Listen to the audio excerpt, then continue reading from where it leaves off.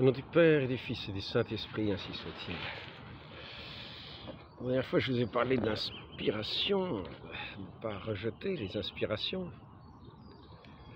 Et aujourd'hui, je suis venu répondre comme à une inspiration. Mais je vous avoue que je suis venu ici simplement en réponse à cette inspiration qui m'invitait à venir. Et j'avais au fond de moi le désir de parler, le désir, ce sens de venir parler d'une certaine manière de la majesté de notre Dieu, de la majesté de notre Dieu, de la majesté infinie de notre Dieu.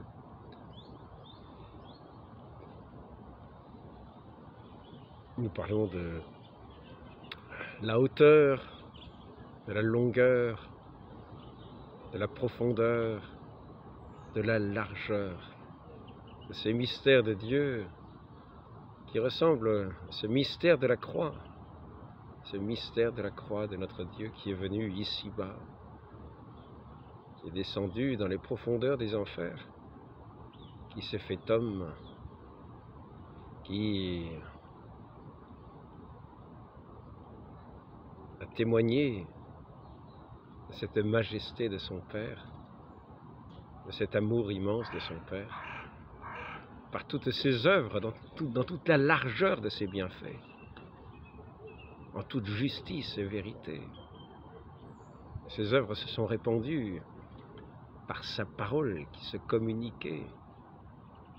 Et son esprit s'est répandu aussi par cette parole qui s'est communiquée, qui a empli le cœur des disciples, qui a ensuite empli leur bouche pour en faire des paroles enflammées, afin de répandre ce feu de notre Dieu sur cette terre, ce feu de l'amour, ce feu de la vie, ce feu de cette vérité, ce feu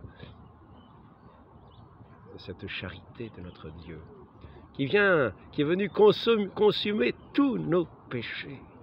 Car il n'y a ici-bas, dans sa création, aucune œuvre sortie de ses mains qui soit mauvaise. Tout ce qu'il a fait est bon.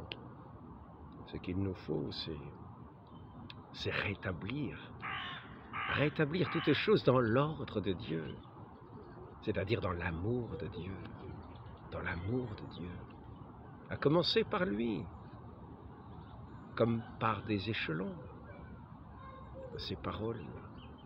Mais il nous introduit, lorsque nous commençons à grimper ces échelons à l'écoute de sa parole, à avancer sur cette route de cette vie spirituelle, car c'est la vie de l'esprit.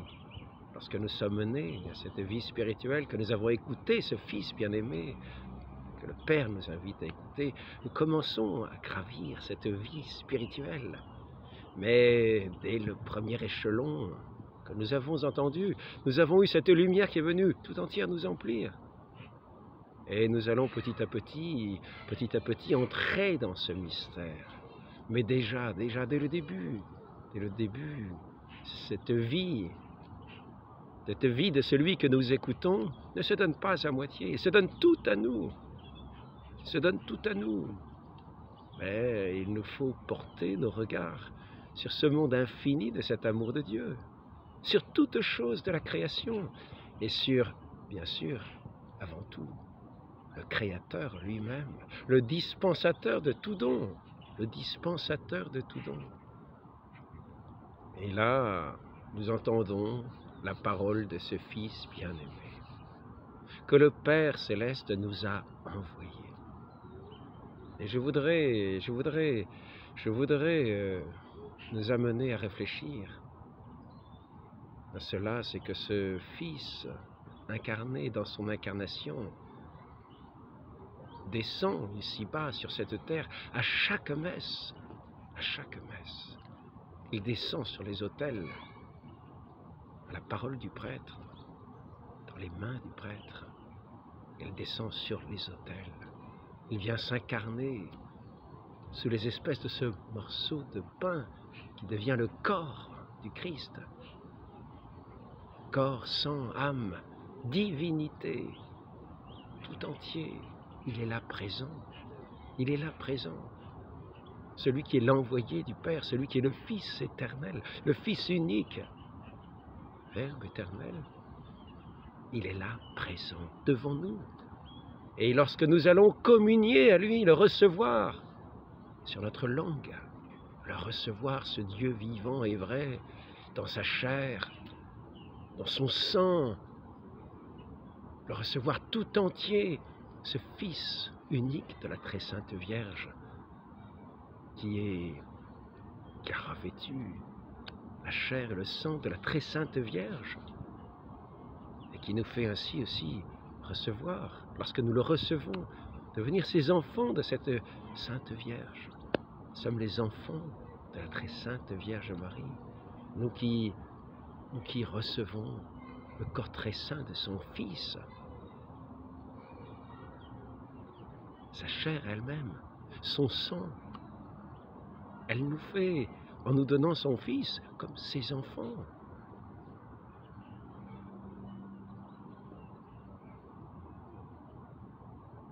Nous devenons une seule chair avec notre Dieu. Nous devenons une seule chair. Il vient habiter en nous. Et celui que le Père a envoyé et qui s'est livré pour nous, en descendant sur ces autels, dans ce sacrifice non sanglant de la messe, où se renouvelle cet unique sacrifice de la croix, ce sacrifice pour notre salut, pour notre rédemption, pour notre rachat, ce Dieu qui se donne à nous, qui se livre à nous, et qui vient, lorsque nous le recevons, habiter nos cœurs, illuminer nos âmes et nos esprits, pour entrer dans ce mystère de l'amour qu'il est lui-même, dans sa profondeur, dans sa hauteur, dans sa largeur.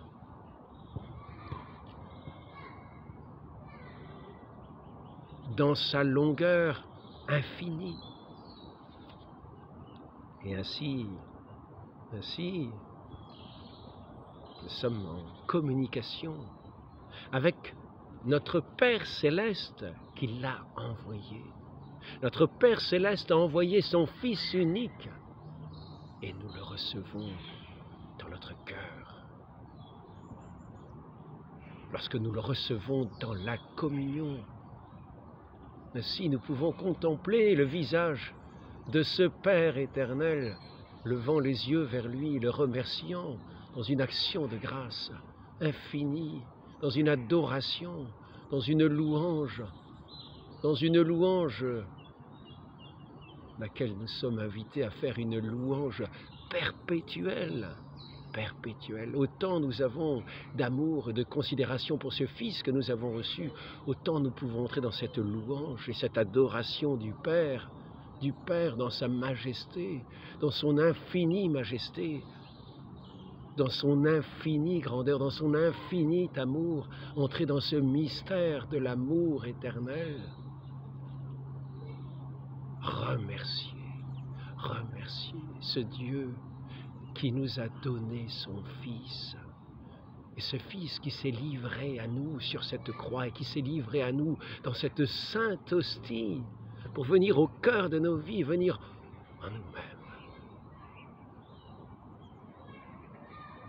Lui qui a consumé tous nos péchés par le mérite de ce sang précieux, lorsque nous sommes allés remettre nos péchés devant son ministre, le sacrement de pénitence, le sacrement du pardon. Et ainsi nous avons fait de tout notre être un lieu apte à le recevoir dignement. Lui qui est venu laver tous nos péchés, tout obstacle à sa venue, toute souillure, toute tâche, par ce sacrement de pénitence, où nous, d'une certaine manière, réactualisons ce que le baptême avait opéré en nous, lorsqu'il nous avait lavés de tout péché pour revêtir ce vêtement blanc de la grâce. Et là, nous sommes nous sommes disponibles à recevoir notre Dieu dans cette communication qu'il nous fait dans son lien, de ce lien avec son Père, sans tache, sans souillure, et de pouvoir ainsi lui adresser notre parole par le mérite de son Fils venu en nous, ce Père qui aime ce Fils, en qui il a mis toutes ses complaisances, et ce Père qui nous donne son Fils, qui vient en nous, au plus profond de notre cœur, au plus profond de notre âme, qui vient éclairer tout en nous pour voir tout sous ce regard nouveau de Dieu. Et ainsi, nous pouvons jeter ce regard vers Dieu, notre Père, et lui dire notre amour, de nous avoir ainsi donné son Fils, lui dire tout notre amour, tout notre remerciement, et entrer dans cette hauteur sublime de la majesté divine, de cette majesté divine infinie, qui nous rejoint au plus bas de ce que nous sommes, nous, ces créatures, lui qui a pensé à nous de toute éternité, qui nous a créés, qui nous a mis au monde, qui nous a rachetés, et qui plonge à cette heure où nous communions son regard sur nous, au plus profond de nous, et dans sa bienveillance aimante.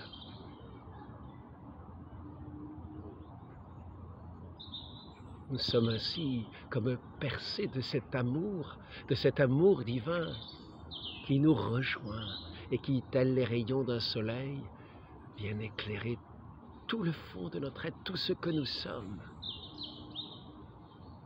Et nous pouvons nous adresser à lui, lui qui est le Très-Haut, au-delà de tout ce que nous pouvons,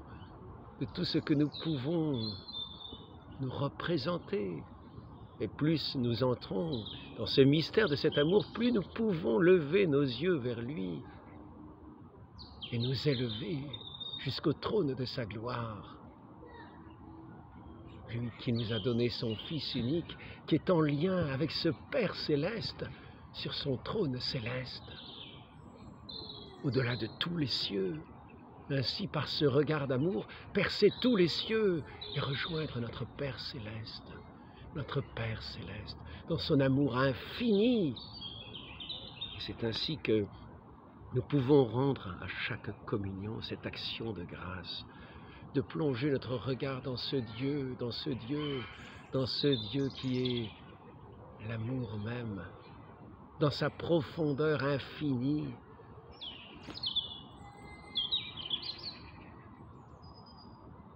dans sa majesté, dans sa suprême beauté. Et c'est ainsi que nous pouvons nous abîmer après chaque communion, en pensant à celui que nous venons de recevoir, ce Verbe éternel qui est venu en nous, venu habiter en nous, et ayant reçu ce Dieu vivant sous les espèces de ce pain, ce corps de notre Dieu, qui s'est livré à nous, qui est venu en nous. Contemplons ce Verbe venu dans notre demeure pour en faire sa demeure et considérer que ce Fils bien-aimé est le bien-aimé du Père qu'il nous a donné. Et ainsi, dans ce même mouvement d'amour avec le Fils, unis au Fils, nous jetons notre regard sur ce Dieu, sur notre Père, et lui adressons cette prière filiale en lui disant « Notre Père, ô Père éternel, je vous aime de tout mon cœur, de toute mon âme, de tout mon esprit, de toutes mes forces. Et je souhaite vous aimer pour l'éternité, demeurer en vous, abîmé dans la contemplation céleste, dans la pureté de votre lumière, de votre gloire.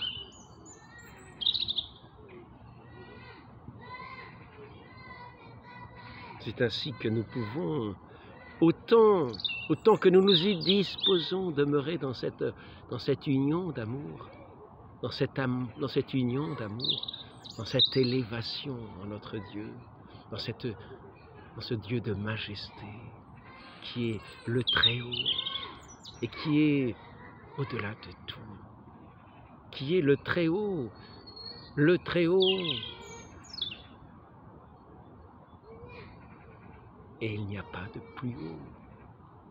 Nous sommes comblés de son amour, comblés de sa lumière, comblés de sa grâce. Dans un échange de ce Père avec ses enfants que nous sommes. Lui qui nous a rétablis dans cette dignité d'enfants de Dieu, nous qui avons reçu son Fils. Ainsi, je voulais faire entrer dans cette disposition, dans cette contemplation, nous inviter à cette contemplation de ce Dieu qui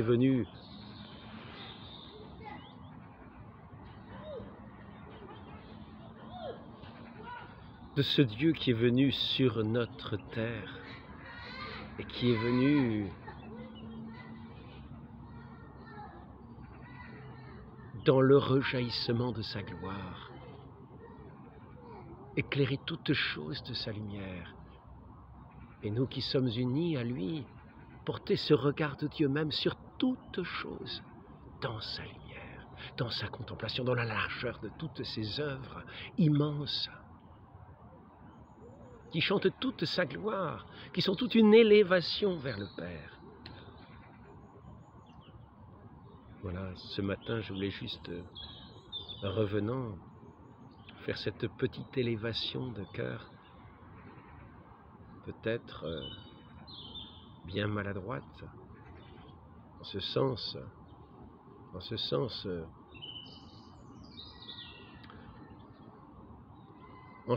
que quelquefois, malheureusement, il nous faut revenir sur notre terre, mais autant nous avons d'amour, autant nous avons de foi et d'amour en notre Dieu, autant nous aimons celui qui est l'amour, autant nous pouvons demeurer comme en suspension, comme dans cette élévation de celui qui est notre tout, de celui qui est tout, qui est tout en nous,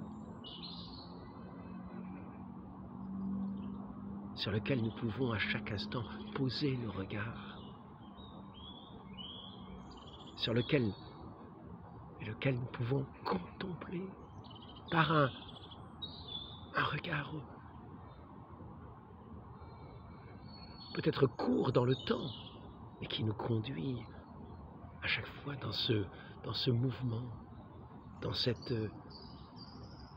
ce moment d'éternité, parce que nous plongeons nos regards sur celui qui nous regarde, qui a ses yeux posés sur nous, nous qui avons son Fils avec nous. Non seulement il a ses yeux posés en nous, mais en même temps,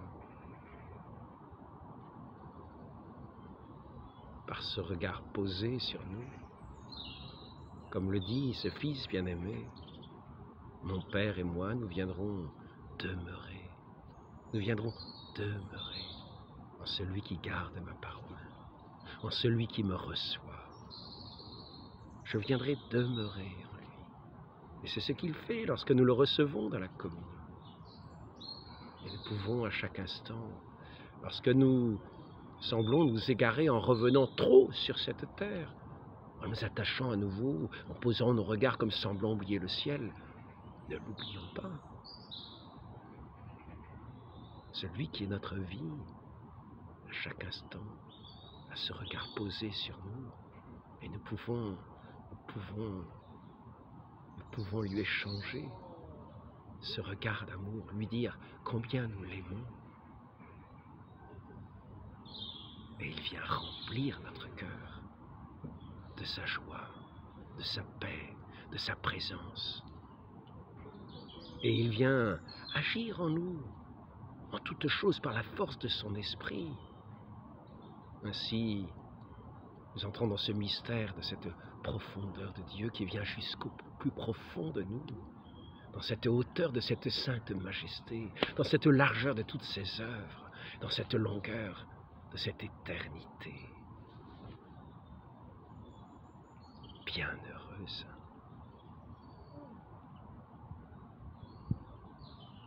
La très sainte Vierge Marie était en contemplation, mais non pas échappée du monde. Elle était dans cette présence de son Dieu, dans cette douceur de cette parole de son Fils qui résonnait dans son cœur, présente toujours dans son cœur, en méditant sa parole, dans cet amour, de cet Esprit Saint qui l'a comblé de sa présence, de sa paix, de sa joie, de sa vie, dans cette communion de tous les saints. C'est cet amour que nous avons avec le Père est appelé à se répandre, à se répandre comme un feu par la parole, par l'espérance que nous portons de ce Dieu qui vient faire des enfants de tous les hommes, de ce monde. Ainsi, nous sommes appelés à communiquer cette parole par ce mouvement de l'Esprit Saint pour tous ceux qui auront ces oreilles pour l'entendre, le recevoir. Et ainsi, nous serons dans cette communion avec nos frères, dans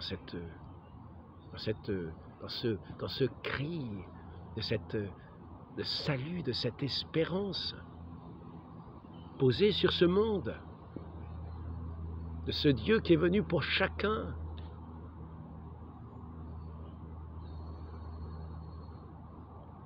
Tout en demeurant dans cette présence, dans cette sainte présence, à laquelle nous sommes invités à demeurer, parce que nous avons jeté nos regards au plus haut des cieux, sur celui qui est à l'origine de tout, qui est la source de toute vie, qui est la source de la paix, la source de la joie, la source de l'amour, la source de tout bien, cette source intarissable, et qui déverse tous ses dons dans nos cœurs, tels des flots divins qui se répandent du ciel jusqu'à cette terre, pour faire de notre cœur cette source où lui-même vient comme reposer dans ses eaux pures, nous rafraîchir, nous abreuver. Et nous n'avons plus soif du monde. Entrons dans cette école de notre Seigneur, qui nous invite à puiser à ce puits de la grâce, et non plus à venir puiser ces eaux de la mort et du monde. Mais il faut toujours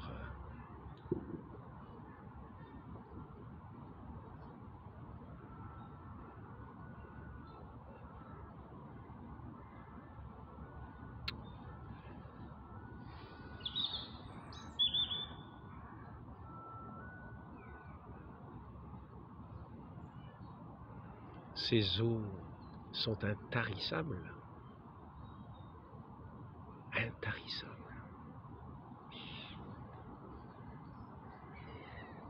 Ce sont des eaux de paix, d'une joie intime, comme une source vive, au bord de laquelle nous demeurons, sous ces rayons ensoleillés, sous la douceur du regard du Père. Posons nos regards sur cette source dans la présence de notre Dieu. Et plus nous plongerons dans cette sainte présence, plus nous plongerons dans ce mystère de l'amour. Et plus toute notre vie sera illuminée de sa présence, plus nos paroles seront pleines de sa douceur et de sa paix, de sa vérité, de sa lumière, pour communiquer aux prochains qui sont enténébrés cette lumière, afin de les faire entrer dans la grâce, de les inviter à la grâce de ce vrai bonheur éternel, de cette plénitude du bonheur. Prenons exemple sur notre Sainte Mère, qui nous a donné son Fils, et qui ainsi se fait notre Mère.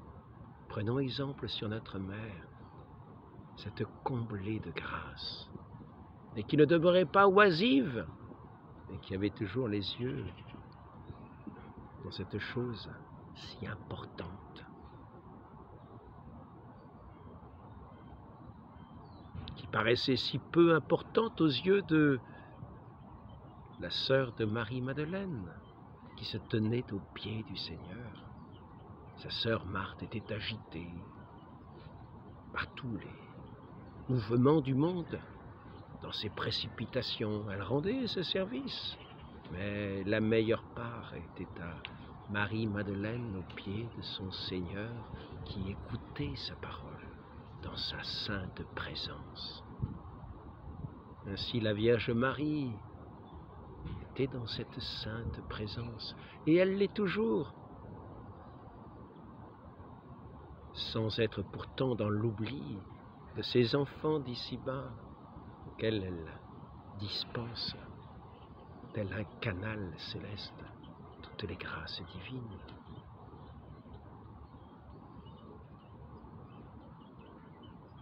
Elle à qui nous demandons de prier son divin Fils.